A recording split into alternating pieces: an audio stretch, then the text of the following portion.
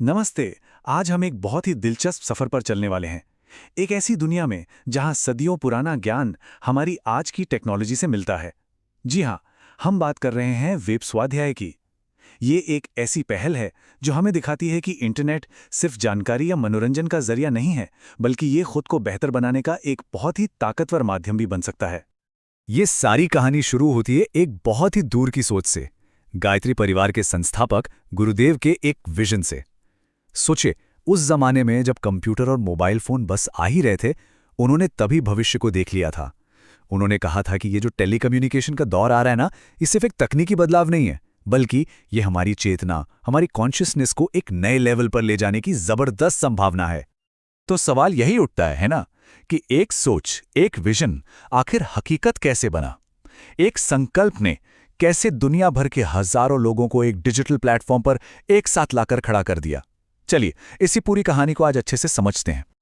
तो चलिए इसी सवाल का जवाब ढूंढते हैं। आइए इस क्रांति की बिल्कुल शुरुआत में चलते हैं और देखते हैं कि ये विचार जन्मा कैसे और इसने अपनी जड़ें कैसे जमाईं। तो बात है 8 मार्च 2008 की। दिन था अंतर्राष्ट्रीय महिला दिवस। अमेरिका में गायत्री परिवार की जो महिला शाखा है, नारी जागरण वाहिनी, वहां की बहनों ने मिलकर एक संकल्प लिया। संकल्प ये था कि वो हर रोज ऑनलाइन इकट्ठा होकर सामूहिक स्वाध्याय करेंगी, मतलब साथ मिलकर ज्ञान की बातें पढ़ेंगी और उन पर चिंतन करेंगी। ये बस एक छोटा सा कदम था, लेकिन इसने एक बहुत बहुत बड़ी यात्रा की नींव रख दी थी। तो भाई, इस पूरी पहल की नींव क्या थी? इसका कोर प्रिंसिपल, इसका मूल मंत्र क्या था? चलिए इसके बहुत ही सरल लेकिन उतने ही गहरे दर्शन को समझते हैं।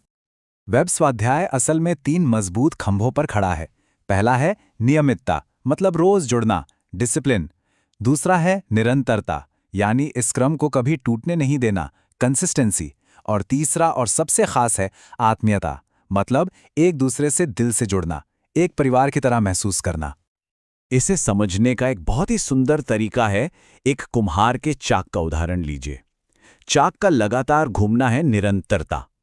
कुम्हार का जो हाथ बर्तन को बाहर से आकार देता है, वो है नियमितता। और जो हाथ बर्तन के अंदर रह के उसे सहारा देता है, वो है आत्मीयता। जब ये तीनों मिलते हैं, तभी तो एक सुंदर बर्तन बनता है ना? यहां पर ज्ञान सिर्फ पढ़ा या सुना नहीं जाता, उसे असल में जिया जाता है। और इसके लिए एक 5 स्टेप का फॉर्मूला है। सबसे पहले पढ़ो, फिर उसे समझो, फिर दूसरों को समझाओ जिससे वो और पक्का हो जाए, और फिर उसे अपनी जिंदगी में उतारो और आखिर में उसका अनुभव करो। मतलब ज्ञान को एक्सपीरियंस में बदलना, यही असली मकसद है। अच्छा, तो इन सिद्धांतों के साथ ये छोटी सी शुरुआत एक ग्लोबल मूवमेंट कैसे बन गई? इसमें टेक्नोलॉजी का क्या रोल था? आइए अब इस यात्रा को देखते हैं। आप अंदाजा लगाइए, शुरुआत में क्या था? स्काइप मैसेंजर जैसी बहुत ही बेसिक टेक्नोलॉजी इस्तेमाल करके कुछ गिने चुने लोग ही जुड़ते थे। लेकिन जैसे जैसे टेक्नोलॉजी आगे बढ़ी, स्मार्टफोन ऐप्स और फ्री कॉन्फ्रेंस कॉल जैसे टूल आ गए, और बस फिर ये पूरी दुनिया में फैल गया। जो सफर सिर्फ 5 लोगों से शुरू हुआ था, आज उसमें 800 से भी ज्यादा लोग शामिल हैं। और ये ग्रोथ देखिए, ये ग्राफ सब कुछ बता रहा है। खासकर कोविड महामारी के दौर में जब लोग अकेलेपन से जूझ रहे थे, तब इस समुदाय में जैसे एक विस्फोट हुआ। लोगों को यहां न सिर्फ ज्ञान मिला, बल्कि एक डिजिटल परिवार का बहुत बड़ा सहारा भी मिला। लेकिन ये ग्रोथ सिर्फ नंबर्स की नहीं थी।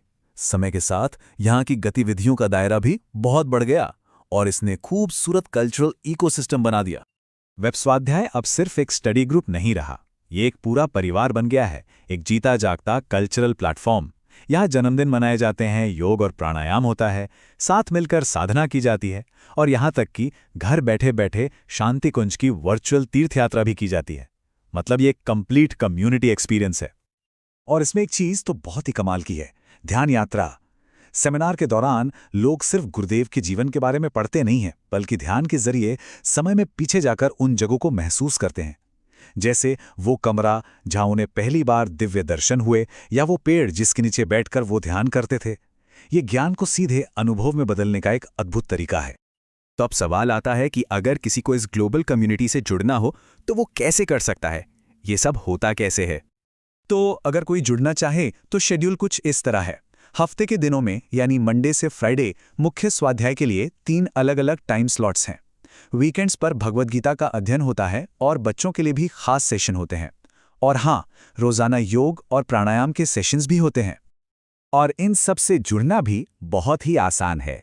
फ्री कॉन्फ्रेंस कॉल ऐप पर हर एक्टिविटी के लिए एक खास मीटिंग आईडी है, जैसे मुख्य स्वाध्याय के लिए वेब स्वाध्याय, शांति कुंज की दिनचर्या के लाइव प्रसारण के लिए वेब शांति कुंज, या बच्चों के कार्यक्रम के लिए बाल वेब स्वाध्याय।